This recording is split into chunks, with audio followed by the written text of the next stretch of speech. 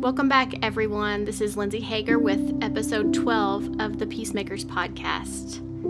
12 episodes, guys. I really just can't believe that it's been 12 episodes. I know that 12 isn't a very high number, but for me, this is huge, guys. That means that I took ideas that started in my heart and in my head, and I put them to paper. I took all of the necessary steps to get these ideas recorded and out to you all. It's huge. And yes, I am patting myself on the back, and that's a little strange for me, but I had a moment this week while I was lying in bed, and it was an overwhelming moment of pride. I was thinking of how far I have come over this past year, I guess like year and a half now, just from that point of starting to brainstorm the idea of the podcast. But so I was lying in bed and I was just overwhelmed with pride. And I was thinking of just all of the steps that it's taken to get here, and how this podcast and the Peacemaker message that I'm putting out via my Instagram account and my Facebook group, that it would not exist had I not made the choice to wake up to my life and to my passions and to actually step into the life or that calling that I knew that I had inside. And the feeling of pride that I felt, and I'm actually feeling it right now as I'm telling you guys this, it's like a mother looking at her child, beaming with love and joy. And my heart is saying, way to go. You did it. I love you. And as I say that, as I'm talking to you right now, I have another feeling in me. It's in the depths of me, and it's just really desiring to downplay my pride right now and diminish what I just told you. But I think you know what I mean by that. But it's hard to sing our praises, isn't it? It's hard to pat ourselves on the back. But I just want you to know that I really am doing everything I can to step more into the person that I was made to be every day. And I'm the first to say that it's definitely not always a pretty process, nor is it easy to do it. But the moments of pride that I was telling you about, that moment that I felt whenever I was lying in bed and just feeling like that love of a mother holding her child, looking at her child, that feeling is just so worth it. And it's just so worth it for me to keep going and to keep doing everything I'm doing to show up for my life. So if you're here today, I want you to stop doing what you're doing right now, and I want you to listen in. I really, really, really want you to listen to this entire episode.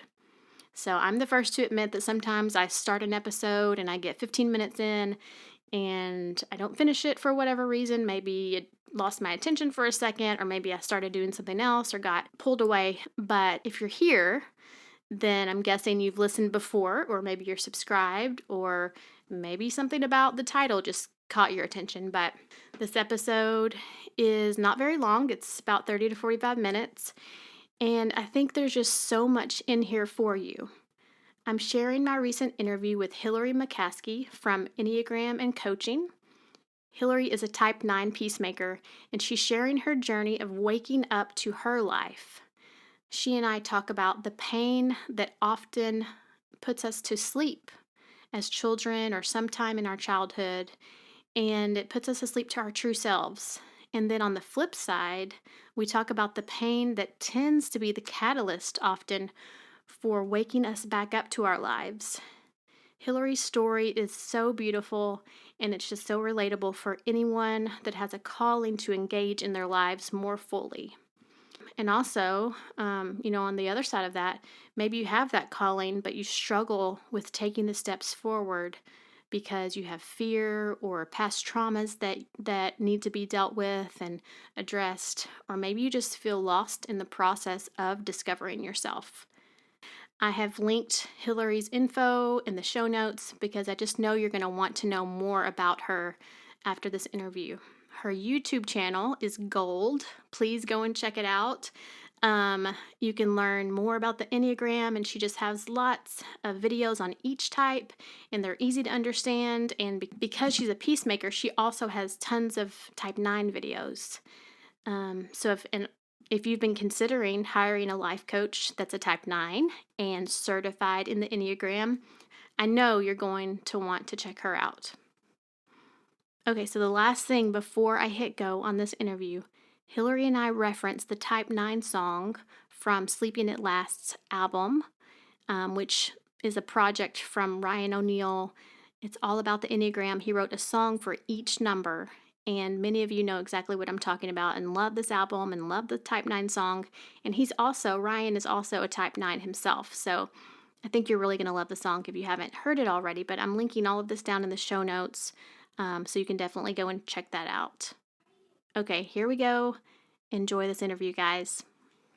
So I'm so glad you're here, and I'm so glad to finally be talking to you. And I've been stalking you. I'm just going to say that first of all, because I've been watching your videos and, getting to know you through Instagram and things like that. But I always feel a little creepy when I finally meet the person. I'm like, you feel like a friend, but we're just meeting. So I want to start by talking about you as an Enneagram 9 and you as a coach. So how did you come to decide I want to be a coach and this is what I'm going to start doing with my life? Yeah. Okay. Before I jump into that, I also want to say I've stalked you. And I actually feel this is so comfortable. I feel like I totally know you because we have talked over social media for at least over a year, if not more. Mm-hmm. And so this just feels super comfortable to like sit down with you. It's great. So thank you for having me on your podcast. Really appreciate it, Lindsay. And okay, so how did I get started? This really goes back really around 10 years ago. And my husband's job moved us to Alaska. And little did I know that that would be a season where I no longer knew who I was because I no longer was around the people I can merge with. I was just with my husband and kids. And the people that I had surrounded, the friendships and everything that I was so used to merging with were no longer there. And I had no idea. And I found myself in this really almost depressive state. And I didn't understand why. And this is the craziest thing. At my church, they had hired an Enneagram coach. I had never heard of the Enneagram before. And it was just for their staff. Somehow, I don't even remember how, I ended up meeting him and he offered to type. I didn't know what I was doing. I didn't understand why. Took whatever test he had. And in the end, it said I was a type 9 peacemaker. And I literally think that was one of the most pivotal points of my life because I all of a sudden understood myself a little bit better. I felt like somebody read my mail. I couldn't understand how this could even know that much about me, but it did. And from there, I started studying it, but not. I signed up for, there's an email I think that goes out, the Ennea thought of the day. I started getting that. And so I started little by little implementing it into my life, but nothing huge. And so I got through that season. I've just started to understand who I was as a person. And this was in my early 30s. And we moved again. And then my mom got cancer. And this was about 5 years later. She got cancer.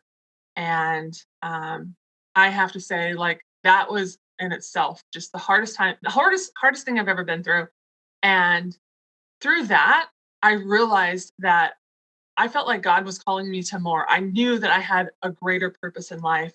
It had always been there, but I had never had even the courage to start it or to even go after it. And so through that, I decided that I wanted to look into becoming a life coach. That was the first thing. I got a hold of somebody who I knew was a life coach, got certified in it. I think it's like a year-long program, maybe more. And then from there, I realized that I needed something more to help me when I was coaching my clients, to help my clients move forward, to understand themselves better, to figure out their why, to go deeper. And I knew, obviously I knew about the Enneagram. And so I decided to pick that back up and get certified in it. And I merged those two together. And that's how Enneagram and coaching was born. And so that's what that's kind of like the very Cliff Note version of how I became an Enneagram coach. Yeah, I love that. That's so good.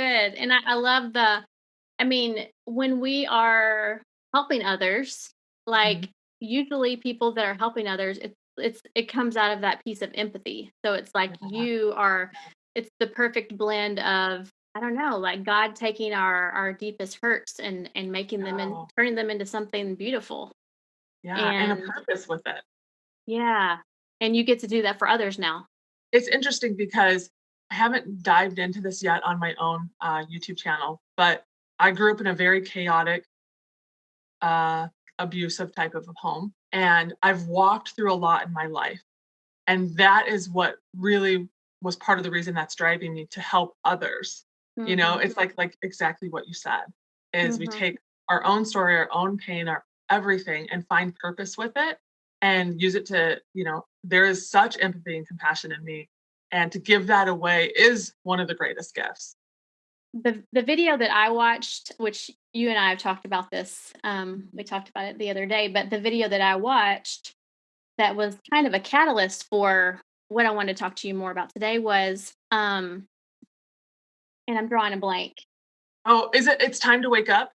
Yes, yes, Yes. it's time to wake up, and you were Uh-huh. talking as a nine Huh? to nines out there, or to people that love nines, and you were Yeah. talking about, of course, the song and Ryan O'Neal's song from the Sleeping at Yes. Last. Um, Yeah. and this made me think of that video and what you were talking about, because you mentioned empathy, Yeah. and it says, "Oh, it looks like empathy to understand all sides, but I'm just trying to find myself through someone else's eyes." Mm, yeah. And I think that is, I don't know if that resonates with all nines, but like I've considered myself super empathetic, like feeling other people's feelings, and any situation that I go through, I'm like talking to others about their lives and their hurts, and I'm like, okay, Yeah. this is how I know myself more, is because I'm hearing you talk about your experience.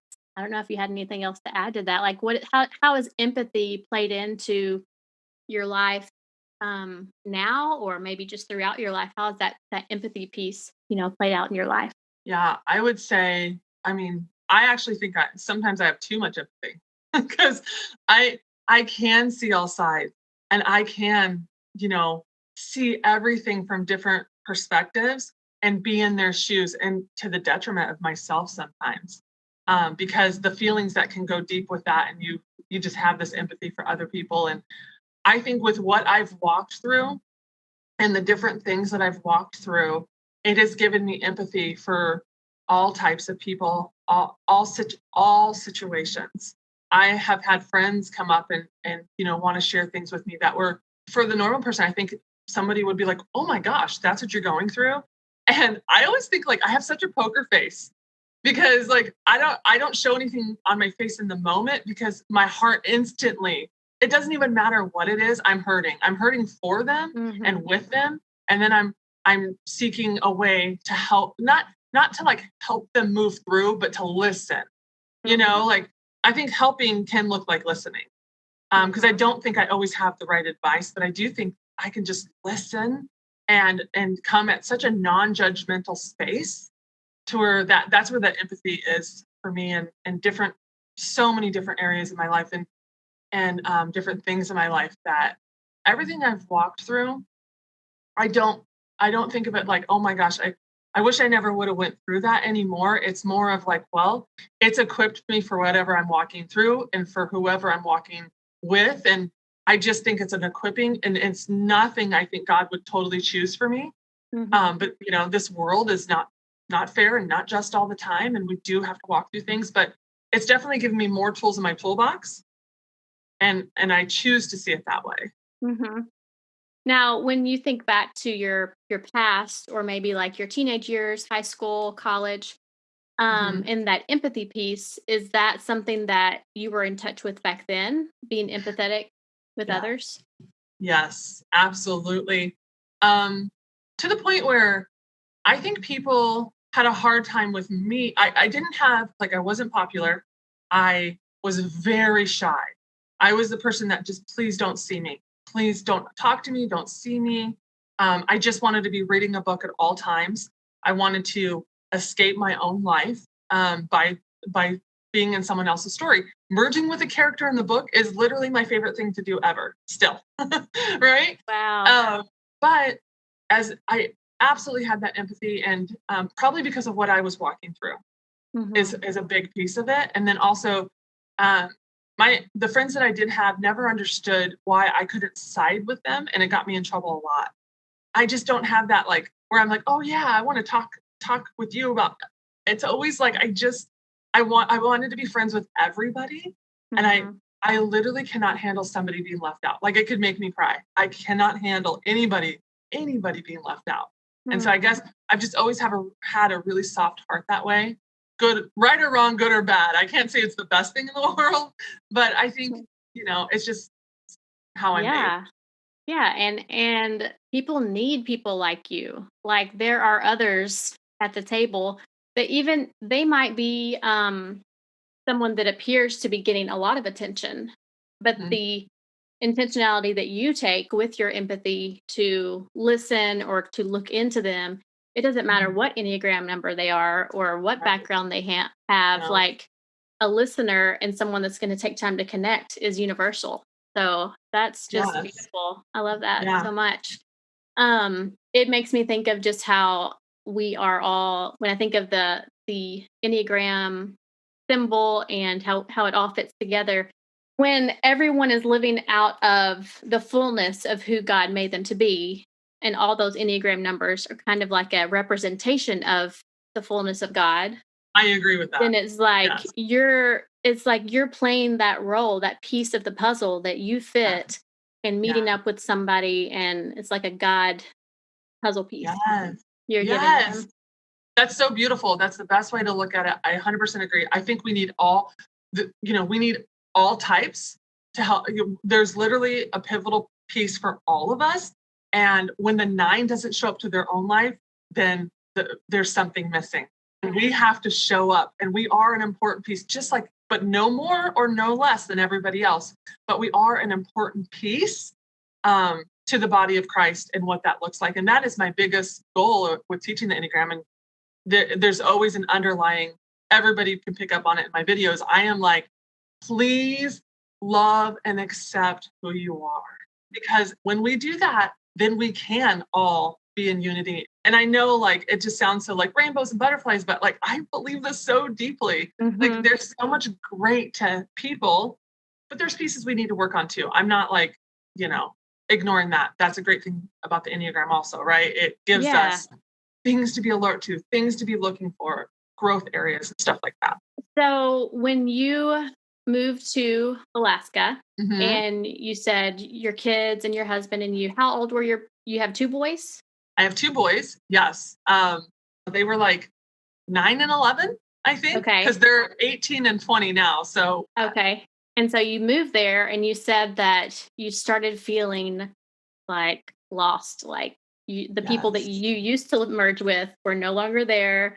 I'm Yep. like, oh my gosh, you are speaking my language. I remember moving away to like my master's program, and I just gotten married, and I was like, who am I? Like, I'm newly married. I'm supposed to be like confident Yeah. and have this thing figured out. And I was like, I don't know how to make a friend.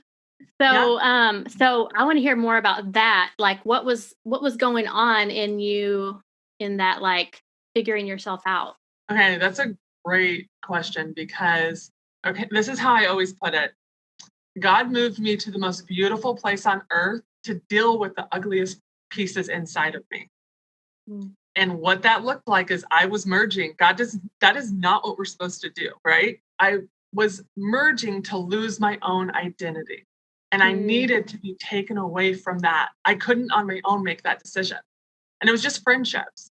And I don't merge with my husband, which is weird. Some nines do. I do not. I never have. Um, but I merge with strong personalities that are a friendship and not always healthy. I think sometimes I can find safety in being, with somebody who is way louder, way stronger, has all the answers. And so moving to Alaska, it cut all of that off. And I just think he pruned me, but it needed to happen. In it, I was like not happy. But outside of it, I'm so grateful because I now can stand on my own. This is why I could do what I'm doing, because I do ultimately know who I am. Not 100%.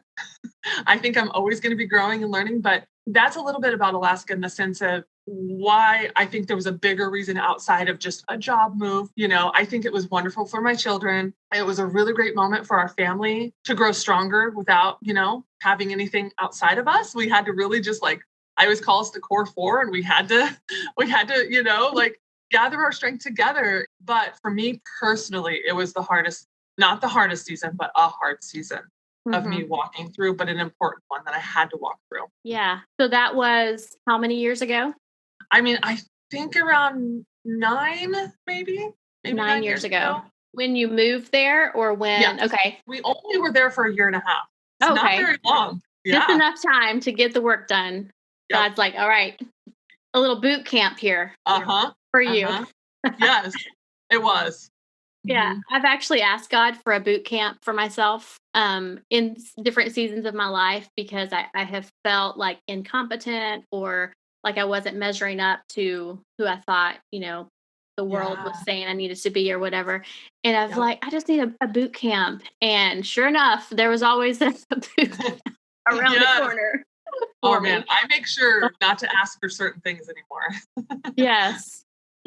Okay, so I have a question based on what you said of how that was like a year and a half, like serious growth for yourself, of big, like you weren't merging anymore, or you couldn't merge, so you're figuring yourself out. So who was Hillary before she went to Alaska, and then who is Hillary now? Wow. Oh my gosh. It's such a deep question. Who was Hillary before? And you can just give me some words that described you, or an example. I think Hillary was, okay, I can give you words. Hillary was unsure, scared, not a lot of confidence. And it is one of those things where you probably, if you looked back at pictures and everything, you wouldn't know it. I do know it. If I look back at pictures, I see it in my eyes. There's a difference in my eyes. I had a harder time looking in people's eyes. I do know that. I questioned myself a lot. I tried to be like the best mom and wife and friend, but I was trying really hard. And I was trying to juggle everything all the time, to where I didn't know who I was. There's great things that happened too, but when I look back, I wasn't who I am today. And it's interesting because I look at it as, I think I was more of a 9-wing 1 before. If you look at the differences between the 9-wing 1 and the 9-wing 8, and I think after Alaska, and maybe really even further on, because of my mom passing away, I needed the 8. I needed to, and that really developed in me, and the courage and confidence came. I know who I am today. I am at peace with who I am. I am okay with who I am. I use those words. I want to stay in my own lane. I know that I have a lane. I didn't know that I had a lane before. I'm confident in my lane. I still can, obviously have moments of doubt and moments of, does my presence matter? I could be hormonal. I could have different things happen. But for the most part, I'm able to show up to my own life and feel equipped for it, mostly. I don't know if I ever could 100%, but I'm just equipped, and I'm confident in who I am. And I think my confidence has grown every time I help somebody else find theirs. That literally just signifies, again, of who I am, because that's what I'm meant to do. And it's like, for me, when I'm able to do that thing you're talking about, which is be in my lane and connect other people to their purpose, or, to the pain inside of them, so that they can heal. It's like, I feel like when we can find that groove or that lane that we're supposed to be in, it literally does feel like the flow of God. It feels like the Spirit is living through you when you're doing that. And I think 9s, because we look outside of ourselves so much for validation, or looking for who we are and tell me who I am. Am I important? Do I matter? What's my, like, almost for me, like, what's my personality? How do you experience me? Those types of things. Yep. And the society is telling us, achievement is who you are and all of that. But when we can find the lane of purpose and like God within you flowing through, I don't know if I'm describing it well, but it just feels different. It feels like I feel good when I'm doing this. And also it's healing for me too, to be able to be in that lane of purpose. Yeah, I agree. It is healing for me too. I wanted to go back to one of the quotes from that song because you referenced the song, and I think that your video was just kind of inspired by the song, right? Right. I was having a hard time that morning thinking, what do I do a video on today? Because I have a Confessions of a 9 series. And I was like, what do I do the video on? I just was blank, literally blank. And I just ended up stumbling upon that and listening to it. I started to cry. And in that moment, I thought, you know what? I'm just going to walk through this song and see what it looks like. And I always told myself, and if it doesn't turn out well, then I don't have to post it. So one of the lines in there was, wake up, roll up your sleeves. There's a chain reaction in your heart, muscle memory, remembering who you are. If you remember saying that on the video, it's like, I don't know, I just felt like you really resonated with that. Like, what is it about, like, wake up, roll up your sleeves. There's a chain reaction in your heart, remembering who you are. Yeah. Is there anything about that resonates? I felt, just even when you just said it again, I remember feeling like this in the video. It literally lights a fire in my soul because I'm like, wake up, because I just know what we're meant for, right? And for me personally, I believe Ian Morgan Cron says it, where it's, who were you before the world told you who to be? And that hits me really hard. And I really believe, while I know, we're, our personality, but we do get wounded. And I know when my wounding happened, my childhood wound. And, that your presence doesn't matter. It's not okay to assert yourself. Those things, I remember around the age, it was around 10 years old. And it's interesting because that's when I changed. That's when I decided as a little kid that was right and I was wrong. Before that, I never thought about that. My presence just did matter. I still was a peacemaker. I still, I had this same spirit about me, but until this pivotal moment happened, and really it was the next about 7 years, that's when little by little, who I was before the world told me who to be was stripped away. And that's where, as an adult now, and with this tool that we have and the Word of God, all of this, I really believe that I've been able to lay that down and go, what I decided as a child is no longer applicable to who I am. And so that's where I go, I'm going to roll up my sleeves exactly how he says and go, who am I? And step into who I am and who I was meant to be. And I think we all have that. We all can remember a little bit of, like, dreams and goals and things that we had in our heart before the world got really loud. And, and for me, it was like, I would talk and I would either be talked over, or a stronger personality. They were louder.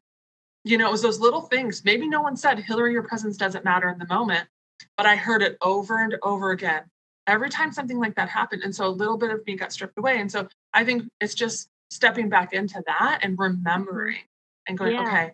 Yeah.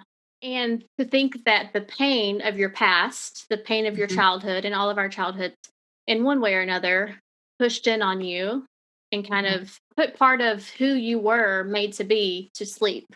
Or you did that as a protective mechanism, survival. And then you've also talked about how the pain of losing your mom did the opposite. It kind of pushed you back out of it, which is really interesting to me, because I think about, and I have a quote here that I sent a friend of mine the other day. I'm just going to open it up on my phone, and it's a Tony Robbins quote. I don't know if Tony Robbins is over the top for you, but he says some good things sometimes. He says some good things. He's not over the top. He says, Change happens when the pain of staying the same is greater than the pain of change. Oh, that's so So, good. yes, it is so Good. good. And, I think we kind of understand that concept that we grow through pain. A child is learning how to walk, and it's painful for them because they've never learned how to walk. They're learning how to do all these things. Everything is kind of built upon a struggle, but then like life traumas happen and our brains process it in Yeah. however way it can. And Hmm. then, but I wondered if you would talk about how losing your mom and that journey maybe Yeah. kind of brought you out of some of that from your childhood. Yeah. It definitely woke me up, but it not right away. I After I lost my mom, I did not prepare at all. I never wavered in my belief that she was going to be healed. And I mean, I'm in that positive triad. So, and I just believed it with everything in me. And so when she passed away, I had to process that. I had to process how God says, have faith of a mustard seed, like there was a lot of things with God I had to process first. And then I had to process that she died of cancer. And so I'm afraid of dying. I go towards a six under stress. Off and on throughout my life, I've struggled with anxiety and panic attacks. And I started to struggle thinking like I thought I had something in my throat for like 6 months. I thought, Mm. you go through, I just dived into my six. Like I just wallowed in it, lived in it, stayed in it, like everything. And when I think about it now, after you lose somebody as a nine, and I don't know, I haven't processed this as the other types yet, but my peace was gone. And what's the most important thing to me in life? I mean, aside from your children and husband, obviously, that kind of stuff. I'm not trying to like say that, but our greatest desire it's not only just peace, but it's peace of mind. And my Mhm. peace of mind was gone. And I wrestled and wrestled, and it was terrible. It was Mhm. terrible. But I did end up going on some medicine because I didn't even know that I was depressed. I had no idea. Like, my doctor kept telling me, and I was like, no, I just have anxiety. Right. And Mhm. so I ended up having to go on some medicine to relieve me the pain of losing my mom and the all of those things. Right. But as I was walking through it, I started to think about her life. And I started to think about she died at 55 and how young that is. Mhm. And all of that started to make sense of like, I needed to wake up to my own life because the tomorrow is not promised. And so I walked that journey of like what I already knew these little things were called. I knew that this is what I wanted to do, but it was the catalyst of me going, you know, not even, it's like do it for her, but do it for myself and do it for everybody else that's waiting for me to step Mhm. into my lane. That is the honest truth. We're waiting for nines to step into their lane. And so all of that combined helped me to finally step into that lane and go, okay. And that's when I started the program to get my life coaching certification. And it's interesting because part of the reason why I started that was to understand myself.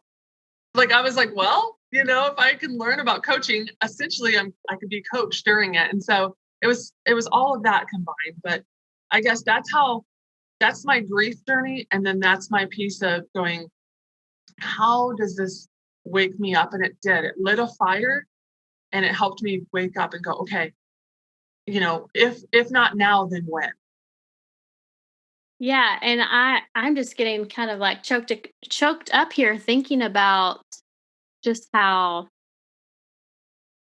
short life is and how you don't really, because I've lost my mom also, and I've talked about that a few times on the podcast, but you just don't until you walk through it personally with someone. My mom had cancer, and we were kind of there through the last months of her life, walking through that, and then for them to be gone, and Yeah. it's like this gaping hole of like, wait, what just happened? Like, where is she? Like, and I'm not even saying like, I'm not even talking about the afterlife. I'm just like letting that reality of death come into my mind. And I've always been scared of death also.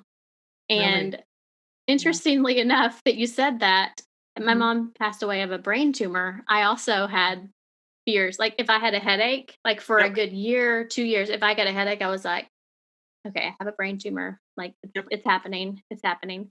But walking through death or walking through someone dying that you love and relating that to yourself and like how precious our life is and how short it is, and really it's in our court to decide.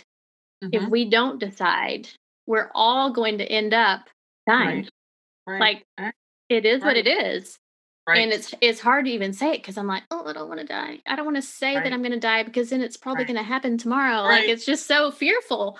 But until I could come to my story, similar to yours, in that was a catalyst for moving forward. So how does that now, your mom passing and that, continuing on your journey of putting your voice out there, how does it continue to propel you forward? How do you keep yourself awake? And that's the difference, right? Because it woke me up, but now I have to stay awake. And so I know what it looks like to stay awake now. And for me, what keeps me awake is I identified what was helping me stay asleep. And so I think that's a really important piece to identify, well, what are you putting yourself to sleep with? And some of that, if I'm just thinking tangibles, for me personally, I was using games on my phone. Like I should feel super ashamed about this, but I don't. But I was over 4,000 in Candy Crush. I crushed it all the time. I gave this up, I think 2.5 years ago. I haven't played it for 2.5 years. Because why? Because it was always just there and I could just zone out. So it's like, what do I zone out and what do I use to numb out? And I think it's different for everybody, but it was reading novels. I love to read. And I don't even think reading or games are wrong, but it's what are you using it for and when are you using it? And so now it's if I'm on vacation or anything like that. But I got a hold of what it was doing and how it was keeping me asleep and even TV and everything, right? And I'm just saying those are just little things. For me, a big one was shopping. A lot of times shopping, I would be, sitting there. It's like all of a sudden I feel like something stirring, like, oh, I want to do this. And then it was like, wait, I need to run to Target. And I keep myself asleep. And I ran to Target. I don't even have to buy anything. But the act of just leaving and coming back kept me numb. So it's all these little things that I stopped, or I really felt like I needed to identify what keeps me asleep. And those are just tangible ideas. There's way more than that, but just little things of, okay, so now putting them in their rightful place and where do they actually go in my life? And then also everybody I get to do life with, every client that hires me, the YouTube, every comment, I read almost every single comment. I might not get to reply to all of them, but I read them all. Those connections with other people, that keeps me staying awake. This used to be embarrassing to admit, but I thought about quitting almost every single day because it felt that hard. It was so painful to stay awake. It felt like I was walking through quicksand, mud, every single day. To be on social media, to figure out what should I post today. All of this still is exhausting to me, but it was getting through the initial and just comparing myself and not feeling good enough and going, they have enough Enneagram coaches out there. There's a lot now, right? And all these reasons to stop. I always, every day felt God say, just take one step forward today. That's all I call you to today. Don't think about tomorrow. Don't think about next week. Don't think like so-and-so has 250 videos out. You only have 25. So you're never going to catch up, right? Hillary, what are you being called to today only? Because it's too much for us. I'm a peacemaker. I'm a peacekeeper. And it was stealing my peace. And so that's how I stay in my lane is I just look at what today is. And I show up for today only. And just, I trust that God will equip me. Ah, wow. I want to end on that because I'm just like, dang girl, you're helping me. You're helping us, we nines out here. So, oh my gosh, that is so beautiful. Hillary, and thank you so much for doing what you're doing, and thank you for letting like you said those things like Candy Crush and going to Target to numb out. You said that those things sound silly, and because they're the surface things. Those things make up so much of our life. Like if you're a type that tends to, numb out to whatever the pain is, I mean, those surface things like can really weigh you down and can really like make or break your day or your life or whatever. So I'm just so inspired by you. I'm so inspired. Thank you so much. I appreciate that so much. It means the world to me. I just love everything you've shared, and I know that people that are listening are also resonating with this, and you're just speaking my language, and I know you're speaking our language. And so tell everyone, how can we find you? Enneagram and coaching, right? Yes. So tell us your Instagram and YouTube and all that good stuff. All the places you can find me. Okay, so Instagram, I have 2 Instagram accounts. One is just called Hillary_McCaskey, which is my last name, _coaching. That's just a personal one. And then I have a business Enneagram one where I love to draw things and do stuff like that. And so that's just called Enneagram and Coaching. I have a YouTube channel. You can find me by typing in Enneagram and Coaching or Hillary McCaskey. Either of those ways will lead you right to my channel. Probably youtube.com/Hillary McCaskey. And then let's see, anywhere else. I have an Etsy account. Behind me, you see I have stickers on my wall. I do make Enneagram stickers and different kinds of stickers and notebooks and stuff like that, which has allowed me to have some downtime, interesting enough, have a little creative outlet. And Instagram, YouTube, Etsy. My Pinterest is terrible. Don't even try to find me there. And that's about it. So EnneagramandCoaching.com is my website. You can find anything on there. I do typing sessions, 1-hour Zoom calls with me where we go through and we figure out your type and your wing and sometimes your subtype. And then also I offer monthly coaching, and that's where we meet usually once a week for 1 hour over Zoom, and we walk through your type and we dig into it and we walk through what's going on in your life and alongside with your type and grow through that. And so those are the 2 things that I offer on there.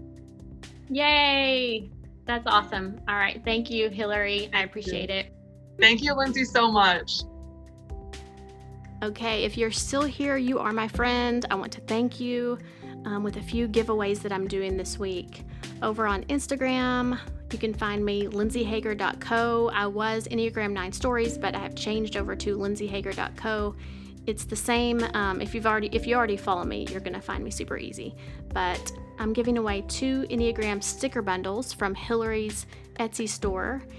And then in addition, inside my Facebook group, which was previously Enneagram 9 Stories, now it's called the Peacemakers Community, I'm giving away a Type 9 art piece from Ryan O'Neill's Sleeping at Last website. So make sure to check all of those out. And I'll put all of those links down in the show notes. Love you guys, and thanks so much for listening.